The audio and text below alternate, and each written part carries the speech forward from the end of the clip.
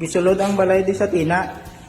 Oh, giguba, gikuha tanan nga gamit. Unang nabiktima ang usa ka overseas Filipino worker nga residente sa Purok Sampaguita, Barangay Tina, Tacorong City niadtong milabayng gabi. Matod ni Ryan Dizo, anak sa OFW, mibisita ang ilang amahan sa ilang balay niadtong miaging adlaw ug gipaniguro nga doble ang paglak sa tanang portahan ug mga bintana apil na ang ilang koral. Apan kaganinang buntag, ilang nadiskubre nga guba na ang doorknob sa balay ug kwarto. Timailhan nga adunay misulod nga kawatan. Makita nga nangabungkag na ang ilang mga gamit ug ilang nasayran nga nangawala na ang alahas, bagong pantalon, mga gamit sa balay ug kwarta sa alakansya. Nagduda ang pamilya nga mikatkat ang kawatan sa bungbong sa balay ug giguba ang portahan aron makasulod sa balay. Tansya sa pamilya, mukabat sa 80,000 pesos ang nalimas sa kawatan. Samtang kapin 100,000 pesos sab ang nalimas sa mga kawatan human gilungkab ug gisulod ang balay sa usa ka Jessica Rehinable sa Lunan Norte, makilala Cotabato kagabi. Gireport sa pamilyang Tuboldo sa kapulisan